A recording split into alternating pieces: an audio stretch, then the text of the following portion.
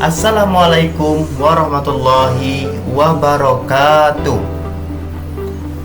Baik teman-teman, perkenalkan nama saya Yoga Erdi Saputra. Dan pada kesempatan kali ini kita akan membahas tentang pesawat sederhana. Tahukah kalian apakah itu pesawat sederhana? Dan apakah kita masih membutuhkan pesawat sederhana saat ini? Untuk lebih jelasnya, mari kita simak video berikut ini.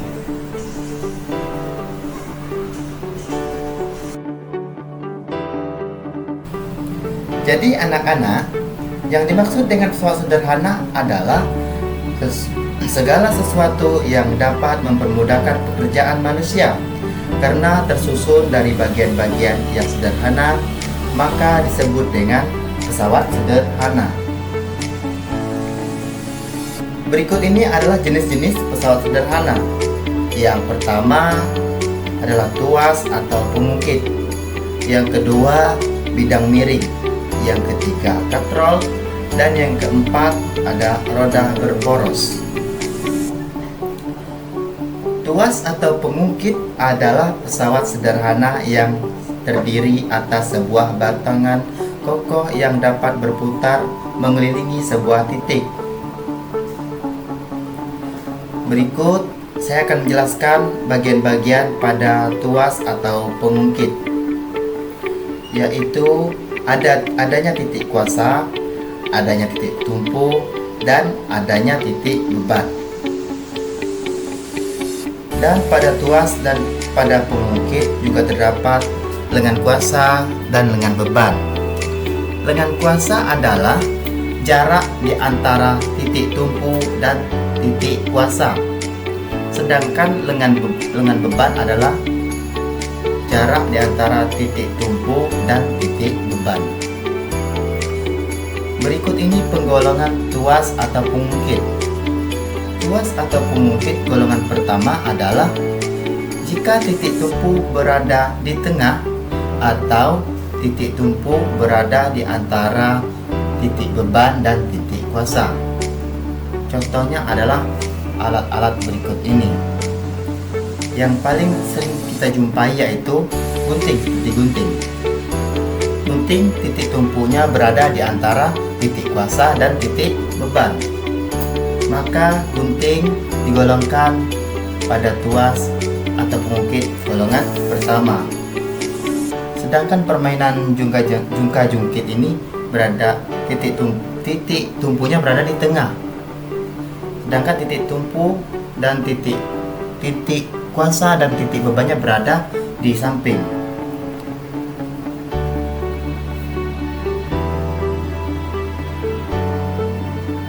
Selanjutnya adalah tuas atau pengungkit golongan kedua.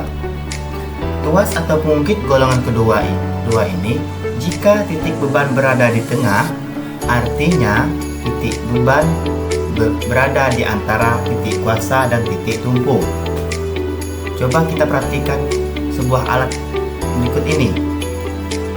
Ya, ini adalah alat pemotong kertas. Titik tumpu berada di ujungnya dan titik kuasa berada di ujung satunya. Sedangkan titik beban adalah kertas yang kita potong yang berada di tengah. Ini termasuk tuas atau pengungkit golongan kedua. Tuas atau pengungkit golongan ketiga adalah jika titik kuasa berada di tengah, yaitu berada di antara titik tumpu dan titik beban. Contohnya adalah alat steker. Kita perhatikan di sini titik bebannya berada di ujung. Kemudian titik tumpunya berada di ujung satunya lagi. Sedangkan tangan kita yang akan menekannya itu berada di titik kuasa. Oleh karena itu, steker ini termasuk tuas atau pengungkit golongan ketiga. Nah, pesawat sederhana berikutnya adalah bidang miring. Bidang miring adalah suatu bidang salah satu permukaannya lebih tinggi dari lainnya. Coba kalian perhatikan contoh-contoh berikut ini. Perosotan anak-anak misalnya, bagian satunya lebih tinggi daripada bagian lainnya, sehingga anak-anak dapat meluncur. Nah, bidang ini tentunya bidang miring. Demikian pula jalan pegunungan atau ulin yang terdapat pada baut.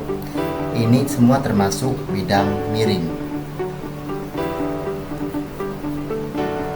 Jadi, bidang miring adalah suatu bidang yang salah satu permukaannya yang lebih tinggi dari lainnya.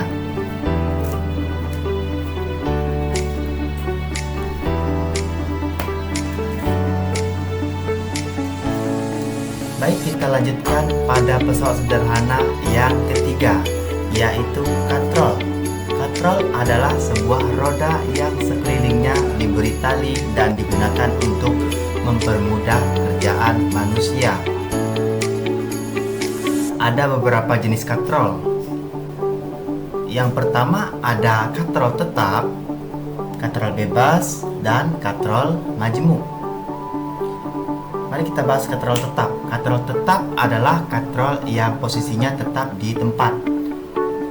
Katrol pada tiang bendera atau katrol pada sumur timba misalnya. Ini adalah termasuk katrol tetap. Sedangkan katrol bebas adalah katrol yang posisinya dapat berpindah tempat, yaitu mengikuti beban yang menggantunginya. Sedangkan katrol majemuk yaitu gabungan antara katrol tetap dan katrol bebas. Jadi kalau kalian perhatikan gambar berikut ini adalah katrol yang di atas adalah disebut dengan katrol tetap yang tidak bisa bergerak, yang katrol bawah itu katrol bebas. Sedangkan katrol bawah bebas atau yang bagian bawah itu dia bebas bergerak naik maupun turun. Nah, pesawat sederhana yang keempat adalah roda berporos. Roda berporos adalah roda yang dihubungkan dengan poros yang dapat berputar bersama-sama.